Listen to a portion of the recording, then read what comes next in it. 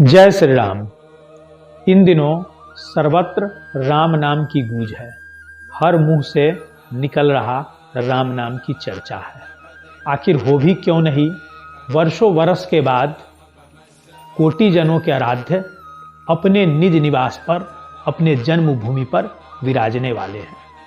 और इस क्षण की प्रतीक्षा केवल एक पीढ़ी नहीं, कई पीढ़ियां करती आई हैं। ये विगत 500 वर्षों के संघर्ष के बाद ये समय, ये अवसर, ये पावन दिवस आया है। प्राण प्रतिष्ठा महोत्सव कब पूर्ण हो और कब हम करेंगे दर्शन, ये हर मन की अभिलाषा है। क्या आम और क्या खास। तो कहते हैं कि राम नाम की गूंज, तो वास्तव में इन दिनों चारों तरफ वातावरण पूर्ण रूपेण राममय है।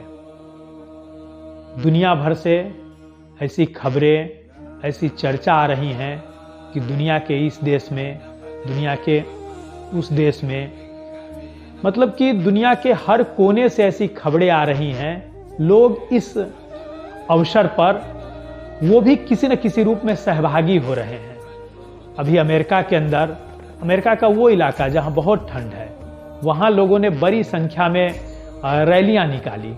ऐसे ही मॉरिशस जो 7 समंदर पार है, वहां श्री राम जन्मभूमि प्राण प्रतिष्ठा महोत्सव का जो पूर्णाहुति का दिवस है, यानी कि 22 जनवरी, उस दिन वहां शासकीय छुट्टी रखी गई है 2 घंटे की। पड़ोसी का देश जो नेपाल है, जो प्रभु श्री राम का ससुराल भी है, तो नेपाल में भी उस दिन शासकीय अवकाश है। बात भारत के संदर्भों में हो, जहां यह उत्सव हो रहा है, तो कहते हैं कि भारत में चारों तरफ पूर्णतः राममय वातावरण है। कहते हैं कि जथा राजा तथा प्रजा। तो बंधुओं, देवियों, सज्जनों, हमारे देश का ये सौभाग्य है, हमारे देश के प्रधानमंत्री इस श्री राम जन्मोत्सव प्राण प्रतिष्ठा महोत्सव को लेकर के विगत 11 दिन से वो पूर्ण रूपेण उपवास पर है। और यही नहीं, इसको लेकर के अपने प्रधानमंत्री ने कई अभियान भी चलाए हैं। इसको लेकर के प्रधानमंत्री राम जन्मभूमि प्राण प्रतिष्ठा महोत्सव को लेकर के प्रधानमंत्री ऐसी कई गतिविधियों से भी जुड़े रहे हैं और उनकी ऐसी गतिविधियां देखने को मिली हैं। हमारे प्रधानमंत्री महोदय ने इस अवसर पर, ये जो पावन पुनीत अवसर आया है श्री राम जन्मभूमि प्राण प्रतिष्ठा महोत्सव, तो इस अवसर पर प्रधानमंत्री ऐसी कई गतिविधियों में प्रधानमंत्री ने अपनी सहभागिता की है। इस क्रम में प्रधानमंत्री महाराष्ट्र के पुणे का एक प्रसिद्ध मंदिर है काला राम मंदिर, जहां से संबंधित एक दुखांत प्रकरण और घटना भी है कि ये वही मंदिर है जहां कभी बाबा साहेब भीमराव अंबेडकर मंदिर के रथ यात्रा में शामिल होने गए थे और उनके साथ दुर्व्यवहार हुआ था। तो समय के साथ यहाँ के पुजारी परिवार के लोगों ने इस दुखद घटना के लिए क्षमा भी मांगी है। तो प्रधानमंत्री इस दौरान इस काला राम मंदिर गए, वहाँ उन्होंने साफ सफाई में भाग लिया और साथ ही प्रधानमंत्री ने वहाँ पर काला राम मंदिर से जुड़े गतिविधियों में प्रधानमंत्री मोदी सहभागी हुए। प्रधानमंत्री ने इस अवसर संकीर्तन में भी भाग लिया, मंदिर के आरती में भी भाग लिया और सबसे प्रमुख कार्य कि प्रधानमंत्री ने उस मंदिर प्रांगण का, परिसर की प्रधानमंत्री ने अपने हाथों से सफाई की, उन्होंने झाड़ू लगाया और पोछा किया। और इतना ही नहीं, इस अवसर पर प्रधानमंत्री ने देश के नाम एक संदेश भी जारी किया कि आप सब भी अपने आसपास के जो भी देवालय हैं, शिवालय हैं, मंदिर है, वहां ऐसे साफ सफाई के अभियान चलाएं। मैंने आह्वान किया था 22 जनवरी तक हम सभी देश के तीर्थ स्थानों की, मंदिरों की साफ सफाई करें, स्वच्छता का अभियान चलाएं। मंदिर धार्मिक आस्था और धार्मिक सांस्कृतिक गतिविधियों के केंद्र बने। तो प्रधानमंत्री की एक ये पहल महत्वपूर्ण है। वहीं दूसरा कि प्रधानमंत्री इसी सप्ताह केरल के त्रिशूर में गए हैं और त्रिशूर में उन्होंने मलयालम रामायण पर आधारित नाट्य करने वाले छोटे छोटे बालकों के समूह का प्रधानमंत्री ने नाटक भी देखा मलयालम रामायण पर आधारित, और साथ में प्रधानमंत्री ने उनके साथ वक्त गुजारा और उन बच्चों को पुरस्कृत किया। इतना ही नहीं, प्रधानमंत्री ने इस अवसर पर अयोध्या राम मंदिर प्राण प्रतिष्ठा महोत्सव को लेकर उन्होंने एक डाक टिकट भी जारी किया है। दुनिया के 20 अलग अलग देशों के द्वारा भी डाक टिकट जारी हुआ है पहले, तो ऐसे 48 पृष्ठ के एक पुस्तक का भी प्रधानमंत्री ने लोकार्पण विमोचन किया है। और बाकी तो आप सब परिचित होंगे कि प्रधानमंत्री विगत 11 दिवस से उपवास में है। और प्रधानमंत्री केवल इकलौते ऐसे नहीं हैं। इस देश के उत्तर से दक्षिण, पूरब से पश्चिम, कश्मीर से कन्याकुमारी और गुजरात से लेकर के अरुणाचल प्रदेश तक, आप जिधर देखेंगे, जिधर सुनेंगे, ऐसी खबरें आपको देखने सुनने को मिलेंगी। कोई मीलों से पदयात्रा करते हुए राम जन्मभूमि का दर्शन करने आ रहे हैं, कोई व्यक्ति दंड प्रणाम करते हुए, मतलब कि वो लेट करके प्रणाम करते हुए और अनवरत यात्रा करते आ रहे हैं। एक चित्र तो इन दिनों दिखा है, एक व्यक्ति जो है वो पर्वत आसन, मतलब कि पांव के हाथ के बल वो जमीन पर चलते हुए और उसका पांव ऊपर है, ऐसे वो करते हुए आ रहे हैं। तो अलग अलग ढंग से लोग श्रद्धा भक्ति लोग दिखा रहे हैं इस अवसर पर अपना। कई लोग साइकिल से लंबी यात्रा कर रहे हैं और कई जगह से प्रभु के लिए ढेरों भेंट भी आए हैं। जैसे प्रभु श्री राम का नानी घर, मतलब कि माता कौशल्या का जो मायके है वो छत्तीसगढ़ में है, तो वहां से लोग जो है चावल लेकर के आ रहे हैं। प्रभु श्री राम का ससुराल का जो क्षेत्र है वो मिथिला क्षेत्र है, और मिथिला अगर हमारी धार्मिक सांस्कृतिक परंपराओं के हिसाब से विचार करें तो गंगा से उत्तर, हिमालय से दक्षिण, गंडकी से पूर्व और कमला कोसी से जुड़ी संपूर्ण भूमि मिथिला है। इसमें नेपाल तराई का एक बड़ा हिस्सा और उत्तर बिहार का एक बड़ा हिस्सा मिलकर के मिथिला बनता है। और यहां से 2 बड़ी यात्राएं भी गई हैं, जिसमें जनकपुर से करीब 3000 भेंट वस्तु लेकर के गए। ऐसे ही सीता मैया का जो जन्म स्थान है बिहार में, सीतामढ़ी, वहां से भी वह संतों का एक बड़ा काफिला और श्रद्धालुओं का वो भी भगवान के लिए भेंट लेकर के गया है। तो कोई इस अवसर पर जो है भगवान के लिए घड़ा घंट, कोई दुनिया का सबसे बड़ा अगरबत्ती गुजरात से कोई भक्त लेकर के आ रहे हैं, किसी ने 1000 चांदी के कमल पुष्प भगवान के लिए बना करके लाए हैं, कोई दक्षिण भारत से, हैदराबाद से और अलग अलग जगह से जो है वो कहते हैं भगवान के लिए चरण पादुकाएं, और बहुत जगह से उत्तर बिहार, नेपाल से लोग तीर धनुष, भगवान के लिए सोने का अश्व, तीर धनुष, मुकुट, सीता मैया के लिए गहने। तो पूरे देश और दुनिया से लोग भक्ति भाव के साथ, कोई हीरे का, कोई रत्नों का, मतलब कि भांति भांति से जिसके मन में जो भी लग रहा है, और केवल भारत नहीं और केवल नेपाल ही नहीं, दुनिया के अलग अलग कोने से, और दुनिया की कई देश की सरकारें भी इस प्रकार कर रही हैं इस अवसर पर। जैसे श्रीलंका की सरकार ने माता सीता जिस अशोक वाटिका में रुकी थी, वहां श्रीलंका की सरकार ने उस अशोक वाटिका का एक शिला जो है, श्रीलंका का अधिकृत जो शासकीय प्रतिनिधि मंडल ने आकर के श्री राम जन्मभूमि न्यास को वो एक शिला उन्होंने समर्पित की है। तो देखिए कि जैसे ही प्राण प्रतिष्ठा हुआ तो भारत के सारे नदियों का जल, भारत के सारे प्रांतों का रज, और यही नहीं, उसके बाद तो दुनिया के हर हिस्से से जल और रज, मिट्टी आया है। यहाँ तक कि आज के भारत के पूर्व में जो थाईलैंड देश है, वहाँ से भी पहले तो जल आ चुका है, अभी वहाँ से वहाँ की मिट्टी भेजी जा रही है। तो एक प्रकार से ये ऐसा अवसर है कि हर कोई दुनिया के हर हिस्से में, चाहे वो हिंदू हो, और अगर वो आज हिंदू न भी है लेकिन उसके मन में ये भावनाएं हैं कि उसका अतीत राम से जुड़ता है, उसका अतीत भारत से जुड़ता है, तो वहाँ के जनमानस में, वहाँ के लोगों में ऐसी कुछ न कुछ चर्चा है, भावना है, और हर कोई अपने ढंग से अपनी भावनाओं को प्रकट कर रहा है। 1100 किलो का दीपक, 108 फीट की अगरबत्ती और 2100 किलो का घंटा, मतलब कि जिसकी जैसी श्रद्धा हो रही है, छोटी से छोटी वस्तु और बड़ा से बड़ा किसी वस्तु को बनाया जा सके या किया जा सके, वो सब कोई लेकर के आ रहे हैं। यहाँ तक कि नागपुर, मथुरा और तिरुपति जैसे जगहों से बड़ी संख्या में जो है वो इस अवसर पर बांटे जाने के लिए प्रसाद आ रहे हैं। तिरुपति का जो प्रसिद्ध देवालय है, और तिरुपति का प्रसिद्ध देवालय का प्रसिद्ध जो वो नैवेद्यम कहते हैं, तो नैवेद्यम तिरुपति मंदिर ट्रस्ट की ओर से यह घोषणा करी गई है कि हम इस अवसर पर 1 लाख से कहीं अधिक नैवेद्यम भक्तों को प्रसाद में अयोध्या में उस दिन देंगे।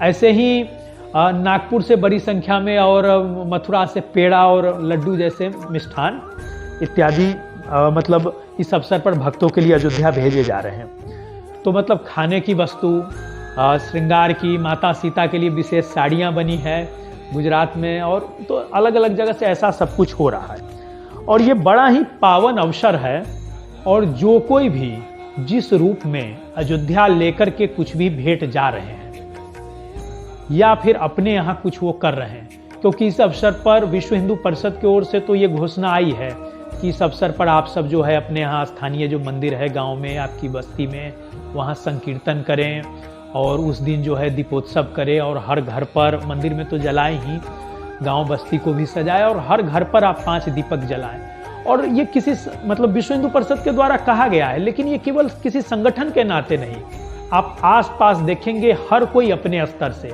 कहीं इस अवसर पर बहुत बड़ा भंडारा हो रहा है, कहीं संकीर्तन, कहीं भजन मंडलियाँ, कहीं कथा का आयोजन। तो हर गांव बस्ती मतलब उत्तर से दक्षिण, पूरब से पश्चिम तक, उत्तर से दक्षिण, पूरब से पश्चिम तक, मुझे लगता है कि भारत का हर वो आखिरी गांव जहां हिंदू है वहां तक प्रभु श्री राम जन्मभूमि प्राण प्रतिष्ठा महोत्सव का निमंत्रण और अक्षत चावल पहुंचा है। और जहां नहीं पहुंचा है, सबसे बड़ी बात है कि जहां ये नहीं पहुंचा है वहां लोग स्वतः उन्हें ढूंढ ले रहे हैं कि भाई ये अक्षत चावल किसके जिम्मे, अक्षत चावल और निमंत्रण पत्र किसके जिम्मे हमारे गांव, हमारे बस्ती, हमारे घरों तक पहुंचाने का है। तो लोग वैसे व्यक्ति को ढूंढ ले रहे हैं, और आप देखेंगे तो गांवों में, नगरों में, हर बस्ती, हर चौराहे, हर हिंदू घर पर इस समय जो है वो भगवा झंडा, राम जी का झंडा, अक्षत चावल हर घर तक पहुंच रहा है। और ऐसा वातावरण है कि लग रहा है कि जैसे दीपावली तो वर्ष में एक बार आती है, वो दीपावली भी हम भगवान राम की स्मृतियों में मनाते हैं, क्योंकि लंका विजय उपरांत प्रभु श्री राम, माता सीता अयोध्या आए थे और उनका राज्यारोहण हुआ था। इसके अवसर पर ही हम दीपोत्सव मनाते हैं। लेकिन प्रभु श्री राम के इस जन्मभूमि पर ये जो प्राण प्रतिष्ठा महोत्सव है, इसको लेकर के भी इस दिन पूरे देश में एक प्रकार का इस प्रकार का वातावरण है ज्यों दीपावली का उत्सव पुनः आया हो।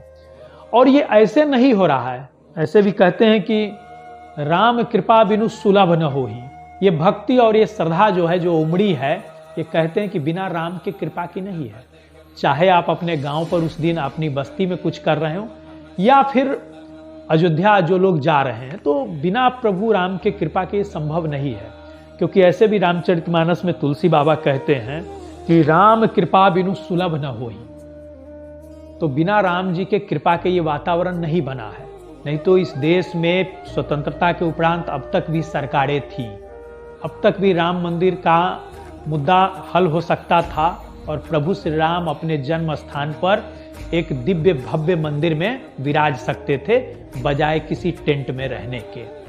तो वो अवसर आया है, इस देश को ऐसा प्रधान, ऐसा शासन मिला है, और न्यायालय ने भी जो सत्य था, जो वास्तविक था, न्यायालय ने भी उसके पक्ष में निर्णय दिया। तो ये सारी चीजें बिना राम जी के कृपा के संभव नहीं हुई है। और वैसे भी कहते हैं कि कलयुग केवल नाम आधारा, सुमिर सुमिर नर उतर ही पारा। तो कहते हैं कि योग, जप, तप, ये सब जो है, ये सब त्रेता, द्वापर, सतयुग के विधान रहे। कलयुग में जो है वो केवल और केवल भक्ति जो है वो बहुत सरल है, सहज, और भक्ति ही फलती है। तो देखिए, भक्ति के प्रागट्य का, ये श्रद्धा के प्रागट्य का ये दौर है। और इस दौर में जो लोग विरोध कर रहे हैं, उन्हें भी इस पर सोचना चाहिए। जब प्रभु श्री राम का कहते हैं कि जब अवतरण हुआ, कहते हैं कि ऋषि विश्वामित्र केवल अयोध्या राजा दशरथ के पास तारकाबद्ध के लिए राम जी को मांगने नहीं गए थे। उसका एक और कारण तुलसी बाबा ने रामचरितमानस में कहा है। ऋषि विश्वामित्र कहते हैं, सो प्रभु मैं देखब भरी नयना। तो मैं अयोध्या केवल तारका, मारी, सुबाहु जैसे राक्षसों के वध के निमित्त राजा दशरथ से राम को मांगने नहीं जा रहा हूं। मैं जा रहा हूं कि सो प्रभु मैं देखब भरी नयना, कि नयनों से, इन नेत्रों से उस पूर्ण ब्रह्म परमात्मा का अवतरण हुआ है, उन्हें मैं देखना चाहता हूं, मैं इसके लिए जा रहा हूं। और आगे क्या कह रहे हैं? तो आगे वो कहते हैं कि प्रभु अवतरहु हरन मही धारा। और वो कहते हैं कि प्रभु का जो अवतरण हुआ है वो निश्चित ही इस वसुंधरा धरा का कल्याण करने के लिए हुआ है, इसकी पीड़ा को हरने के लिए हुआ है। तो आज ये जो प्रभु श्री राम का आज जो ये प्रभु श्री राम के मंदिर का प्राण प्रतिष्ठा महोत्सव होना है, इसके बाद अवश्य ही दुनिया भर में राम नाम की गूंज कहीं और अधिक सुनाई देगी। और इस समय जो लोग विरोध कर रहे हैं उन्हें ये सोचना चाहिए, भले ही कोई शंकराचार्य हो, भले ही वो हमारे जगत गुरु निश्चलानंद जी हो या फिर जगत गुरु अभिमुक्तेश्वरानंद जी हो, वो बद्रिकाश्रम और जगन्नाथपुरी जैसे आद्य शंकराचार्य के पीठों से संबंधित हो, लेकिन उन्हें सोचना चाहिए, अगर उनकी धर्म में आस्था है, धर्म में उनकी गति और मति है, तो उन्हें ये बात जरूर सोचना चाहिए कि रामचरितमानस में तुलसीदास जी कहते हैं कि होई सो होई जो राम रचि राखा। तो जो राम जी ने रचा है वही होना, और वही तो हो रहा है राम जी का काम। तो फिर ये विरोध क्यों, और विरोध के मायने क्यों है?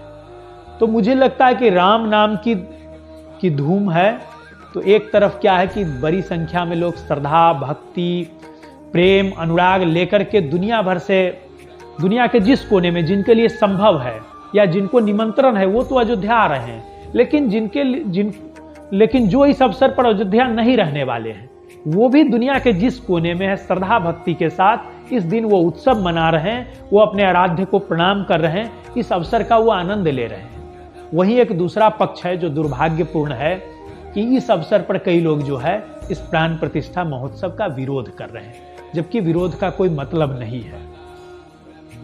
वहीं तीसरा एक पक्ष है, इस पर भी हमें विचार करना चाहिए कि ये राम नाम की धूम है, तो एक तरफ तो धूम है और कुछ लोग इस राम नाम के धूम को जो है धूमिल करना चाह रहे हैं, जो ये दूसरा पक्ष है। नहीं, तीसरा जो कहा गया कि राम नाम की लूट है, लूट सके तो लूट, तो कुछ लोग क्या है कि इस दौरान अपना जो है उनके बाजार खड़े हो रहे हैं, उनका अपना व्यक्तिगत प्रचार हो रहा है, और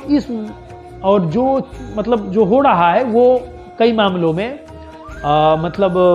उसे सही नहीं ठहरा सकते हैं। क्यों? क्योंकि कई ऐसे कारण हैं, जैसे आप इन दिनों सुन रहे होंगे कि बजा दो ढोल स्वागत में मेरे सरकार आए हैं।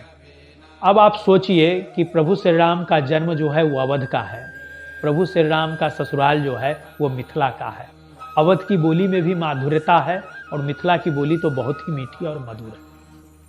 कवियों ने, भक्तों ने अवधी में और मैथिली में बहुतेरे प्रभु राम और सीता पर आधारित पद, कविताएं, गीत पहले रचे हैं। ये एक अवसर था जब अवधी, मैथिली, भोजपुरी जैसी आंचलिक बोलियों में अच्छे काव्य, अच्छे गीत प्रभु श्री राम के जन्म प्रसंग को लेकर के रचे, गाए और सुनाए जा सकते थे।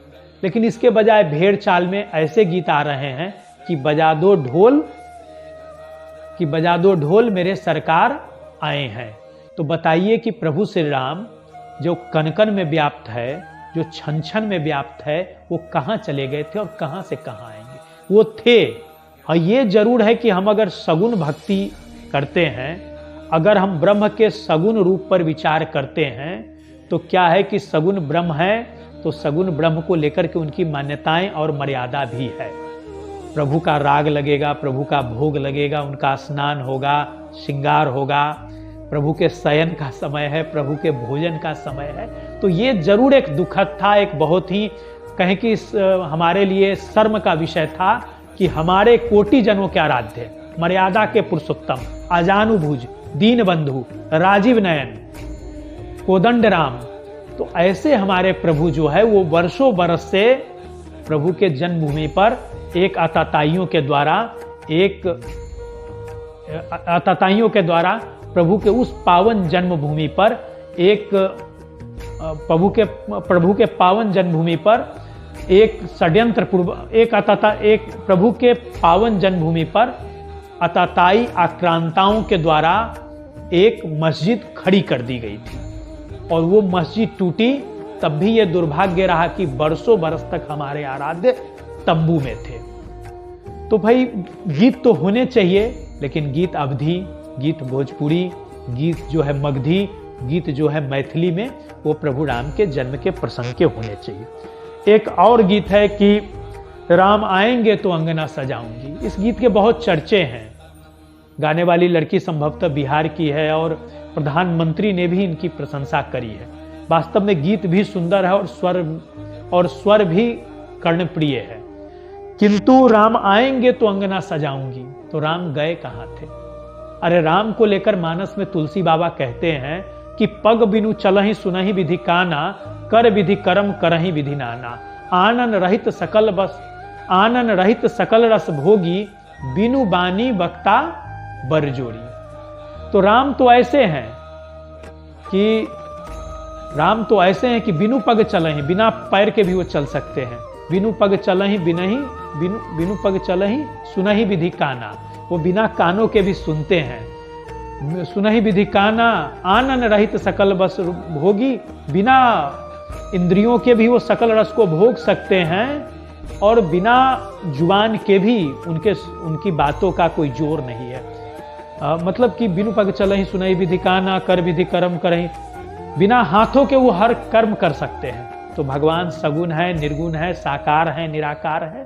गीत होने चाहिए, गीत रचे जाने चाहिए, लेकिन उसके बोल, उसके स्वर आंचलिक भी हों और वो जो है उसका एक अर्थ भी बने और भावपूर्ण अर्थ होना चाहिए। इसी क्रम में आपने एक चित्र भी इंटरनेट में देखा होगा वायरल होते हुए, कि एक चित्र है जिसमें भगवान छोटे से बालक की तरह हैं। वैसे भी हिंदू धर्म में जब हम सगुण ईश्वर का विचार करते हैं तो ईश्वर षोडश हैं, मतलब कि 16 वर्ष पर ही जाकर के उनकी आयु रुक जाती है। तो प्रभु श्री राम षोडश हैं, तरुण हैं, और वो मोदी जी की उंगलियां पकड़े हैं और मोदी जी उनको नवनिर्मित भवन की ओर, मोदी जी उनको प्रभु श्री राम के जो जन्मभूमि पर जो मंदिर का नव निर्माण हो रहा है, मोदी जी उंगलियां पकड़ करके लेते जा रहे हैं। जहां तक मैं समझता हूं, भारत के प्रधानमंत्री जी के विषय में मीडिया के माध्यम से पढ़ करके, जान करके, समझ और बूझ करके, तो मुझे लगता है कि प्रधानमंत्री के मन में संतों के प्रति, भगवान के प्रति बहुत ही श्रद्धा है। और मुझे लगता है कि भारत के इतिहास के, मतलब कि भारत का जो आधुनिक इतिहास है, मैं उसकी बात कर रहा हूं, कि जब अंग्रेजी दास्ता के जाने के बाद 15 अगस्त 1947 के बाद के भारत के वो पहले प्रधानमंत्री हैं जो सार्वजनिक तौर पर दुनिया के हर हिस्से में, वो कहीं भी जाते हो दुनिया भर में, अपनी धार्मिक आस्था और सांस्कृतिक मूल्यों को वो स्पष्ट तौर पर प्रकट करते हैं। और मोदी जी इसीलिए जाने जाते हैं। और कहें तो इस नाते, तो भला वो मोदी जी जो अपनी धार्मिक आस्था को प्रकट करने में, अपने सांस्कृतिक मूल्यों पर गर्व करने में सदैव जो गर्व महसूस करते हैं, जिनका संतों में, भगवान में जिनकी गहरी आस्था है, भला वो मोदी जी भला ऐसा सोचेंगे कि वो प्रभु श्री राम को उंगली पकड़ करके मंदिर को ले जा रहे हैं?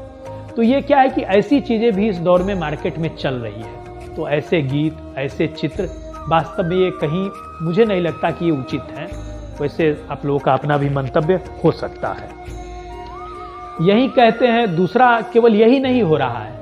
अभी मैं हाल ही में अयोध्या के पास से गुजर रहा था, तो मेरे कुछ पूर्व परिचित और उसमें 2 एक संत भी थे, उन्होंने मुझे एक नई जानकारी दी। एक तरफ अयोध्या सज रहा है, अयोध्या अपने पुराने गौरव की ओर लौटने के तरफ है और गौरव लौटाया भी जा रहा है। अयोध्या आप हर बार यात्रा करेंगे और एक नए स्वरूप में अयोध्या दिख रहा है। तो जो अयोध्या की चर्चा रामायण में, जो पुराणों में रही है, उस प्रकार अयोध्या कहे कि एक प्रकार से अयोध्या एक प्रकार से कहे तो भारतवर्ष के संस्कृति का सबसे बड़ा केंद्र के रूप में अयोध्या आज बनने को है, आज अयोध्या सजने को है और दिखने को है। लेकिन इसी दौर में दुर्भाग्य ये है कि इसी अयोध्या नगरी के आसपास ढेरों होटल, मोटल सब खुल रहे हैं, ढाबा और भोजनालय और दुकानें। और दुर्भाग्य ये है कि षड्यंत्र पूर्वक, क्योंकि मैं स्वयं, मतलब मैं अभी अयोध्या होकर के गुजर रहा था और मेरे साथ कुछ मेरे परिचित थे, वो अपना अनुभव बता रहे थे और उसमें 2 एक साधु संत भी थे। आप देखेंगे यहाँ दुकानों के आसपास या दुकानों पर स्पष्ट तौर पर लिखा है बिल्कुल शुद्ध शाकाहारी भोजनालय, वैष्णव भोजनालय। उस प्रतिष्ठान के बाहर आप देखें, अंदर जाकर के देखें, आपको लगेगा कि किसी सनातनी हिंदू वैष्णव का ये होटल और मोटल है, जबकि उसका संचालक जो है वो कोई गैर हिंदू है। हिंदू होना, गैर हिंदू होना ये अपनी जगह है, लेकिन आप छल पूर्वक, अब अगर होटल का संचालक अगर कोई रहीम है, होटल का संचालक कोई रहमान है होटल का संचालक अगर कोई अब्दुल है, होटल का संचालक अगर कोई साहबुद्दीन है, करीमुद्दीन है, तो वो फिर अपने नाम से क्यों नहीं होटल चला रहे हैं? और अयोध्या जो है, कहते हैं कि अयोध्या क्या है, वैरागियों की नगरी है। जिसके मन में वैराग्य उत्पन्न होता है, जिसके मन से राग चला जाता है, वही अयोध्या जाकर के निवास करता है। तो अयोध्या वैष्णवों का केंद्र है। कहा गया है अयोध्या मथुरा माया काशी कांची अवंतिका। तो अयोध्या सप्तपुरियों में से एक है। अयोध्या प्रभु श्री राम की जन्मस्थली है। अयोध्या वो नगरी है जहां गौतम बुद्ध ने भी अपने जीवन के कई चातुर्मास किए हैं। अयोध्या जैनों के तीर्थंकरों ने भी चातुर्मास किए हैं। तो अयोध्या सनातन धर्म के हिंदू, जैन, बौद्ध, सिख सभी पंथों का एक प्रसिद्ध प्रमुख धार्मिक सांस्कृतिक केंद्र रहा है। और आप बताएं कि ऐसे में अयोध्या के आसपास जो ये होटल और मोटल खुल रहे हैं, और आप वहां जाएं तो दुकान के बाहर देखकर, दुकान के अंदर देखकर, दुकान के कर्मचारियों को देखकर आप ये आकलन कतई नहीं कर सकते हैं कि यह किसी अहिंदू का, गैर हिंदू का होटल है। और बड़े बड़े शब्दों में लिखा है ये शाकाहारी, ये वैष्णव भोजनालय। और जब आप पेमेंट करना चाहेंगे तो पेमेंट के समय वो कहते हैं कि कैश में पेमेंट करें। जबकि इन दिनों मोदी जी के आने के बाद आज दुनिया में भारत सबसे तेज गति से, और कहे कि सबसे बड़ा देश है, मुझे लगता है कि जहां ऑनलाइन ट्रांजैक्शन सर्वाधिक होते हैं। तो जब एक समोसा और चाय का भुगतान एक ठेले वाला, एक खोमचे वाले ऑनलाइन पेमेंट ले रहे हैं, तो एक होटल संचालक क्यों नहीं ले सकता है? आपका नाम जब करीमुद्दीन है, तस्लीमुद्दीन है, तो आप अपने उस नाम के साथ होटल क्यों नहीं चलाते हैं? जिनको जाना होगा वो आपके होटल जाएंगे, जिनको खाना होगा आपके होटल खाएंगे। लेकिन ये आप हिंदू नाम के साथ जो चला रहे हैं अयोध्या के आसपास, ये कहीं ना कहीं गलत है। और मुझे लगता है कि इसको लेकर के भी एक अभियान होना चाहिए। ऐसी प्रवृत्तियों पर भी अंकुश लगना चाहिए, क्योंकि ऐसे होटल मोटल कहीं ना कहीं हमारे धार्मिक सांस्कृतिक आस्था पर चोट करने का, किसी के आहार पर, किसी के विचार पर, किसी के खान पान पर आपको चोट करने का क्या अधिकार है? तो मुझे लगता है कि ये हमारे धार्मिक सांस्कृतिक मूल्यों पर, हमारे रहन सहन पर चोट करने का भी एक माध्यम है। वहीं इस प्रकार के चापलूसी नुमा जो लोग चित्र बना रहे हैं और इस प्रकार की जो गीतें रची जा रही हैं, इसके बजाय कुछ अच्छे चित्र, कुछ अच्छे गीत भी आने चाहिए। तो मुझे लगता है कि राम नाम की धूम है और सब कोई राममय है, राम नाम की गूंज है। तो इस वीडियो में 3 बातों की चर्चा है। पहली बात कि अयोध्या अवस्थित श्री राम जन्मभूमि प्राण प्रतिष्ठा महोत्सव, इसको लेकर के एक हर्ष का, एक आनंद का, एक श्रद्धा और भक्ति का जो दुनिया भर में वातावरण है, भारत और भारत के बाहर। तो ये एक पक्ष, इस पर चर्चा है। दूसरी वहीं इसके अंदर ये चर्चा है कि जहां इन दिनों राम नाम की सर्वत्र गूंज है, दूसरा इसका बिंदु चर्चा का इस वीडियो का ये है कि ये जो राम नाम की जो धूम है, जो गूंज है, तो कुछ लोग इस राम नाम के धूम पर धूल डालने का प्रयास कर रहे हैं। और मुझे लगता है कि और राम नाम के धूम पर वो धूल डालने का प्रयास कर रहे हैं, जो कि उनका प्रयास सफल कैसे भी किसी हाल में होना नहीं है। और तीसरा इसका ये पक्ष है कि राम नाम की लूट है, लूट सके तो लूट। कुछ लोग इस अवसर का अपने व्यक्तिगत हित में, अपने निजी स्वार्थ, व्यवसायिक स्वार्थ और अपने स्वार्थ, और कुछ लोग इस अवसर का उपयोग अपने स्वार्थ और हित साधने में कर रहे हैं। उनका व्यक्तिगत, उनका संस्थागत, उनका व्यवसायिक, उनके संस्थान विशेष का जो स्वार्थ और हित है, उसको साधने का प्रयास कर रहे हैं। ये जो तीसरा जो प्रयास है, इसमें कई प्रकार की चीजें हो रही हैं। मसलन गीतों को ही ले, जिसकी मैंने चर्चा पूर्व में की है। कुछ लोग इस प्रकार की चित्र बना रहे हैं जो कतई न देश को गंवारा होगा, न हमारे प्रधानमंत्री जी को वो गंवारा और पसंद है, और न ही किसी को नहीं हो सकता है जिसकी भी राम जी पर आस्था है और जो भी आस्तिक है। और प्रधानमंत्री जी को तो बिल्कुल भी नहीं। जितना मैं समझ पाया हूँ प्रधानमंत्री जी के स्वभाव, मनोभाव को पढ़ करके, जान करके, समझ करके, वो मैंने इस वीडियो में उस पर बात अपनी रखी है। अब इतना ही नहीं, कई सारे लोग जो लेखन इत्यादि के कार्य में जुड़े हैं, उनके नारे, उनके लेख आप देखेंगे तो वो भी बड़े अटपटे से है। एक शीर्षक मैंने पढ़ा, अयोध्या धाम पधारो राम। इसका क्या अभिप्राय है? राम कहीं चले गए थे क्या? अरे राम जी का ससुराल है जनकपुर, मिथिला, तो राम जी यहाँ आते तो कहा जाता कि राजा राम पधारो धाम। क्या राजा राम पधारो? ये तो बिल्कुल किसी मतलब टूरिज्म को लेकर के जो सस्ते स्लोगन्स बनते हैं उस प्रकार के ये स्लोगन है। तो इस प्रकार के स्लोगन है, वहीं कई आलेख भी इस प्रकार के बड़े अटपटे हैं, मतलब जिसका पर्याप्त, जिस पे रिसर्च होना चाहिए, जिस पर अध्ययन होना चाहिए, उस प्रकार नहीं आ रहे हैं। मतलब एक भीड़ चाल सा है, हर किसी को लग रहा है कि राम इस दौर में बेचे जा सकते हैं, राम बिक सकते हैं, राम के नाम पर हमारा बाजार, हमारा दुकानदार, हमारा बाजार, हमारा व्यापार बढ़ सकता है, हमारा चेहरा और हमारी चीज़ें, हमारा चेहरा लोगों के पहचान में आ सकता है, हमारी चीज़ें बिक सकती है। अब इसके नाते क्या हो रहा है कि कई सारे ऐसे अटपटे बोल ही नहीं अपितु ऐसे अटपटे लेख भी सामने देखने को मिल रहे हैं। एक साहित्य जगत की एक अच्छी पत्रिका में मैंने इस पे एक आलेख पढ़ा कि उसमें लेखक महोदय लिखते हैं, वो प्रभु श्री राम के जीवन की एक महत्वपूर्ण यात्रा के ऊपर उनका आलेख है। वो अपने इस आलेख के माध्यम से ये सिद्ध कर देते हैं कि प्रभु श्री राम और देवी अहिल्या की भेंट जो है वो गंगा पार करने के पूर्व है। गंगा पार क्या कहे कि वो सोन पार करने के पूर्व है, मतलब कि वो सिद्धाश्रम क्षेत्र जहां तारका वध हुआ वहीं पर अहिल्या उद्धार भी हुआ।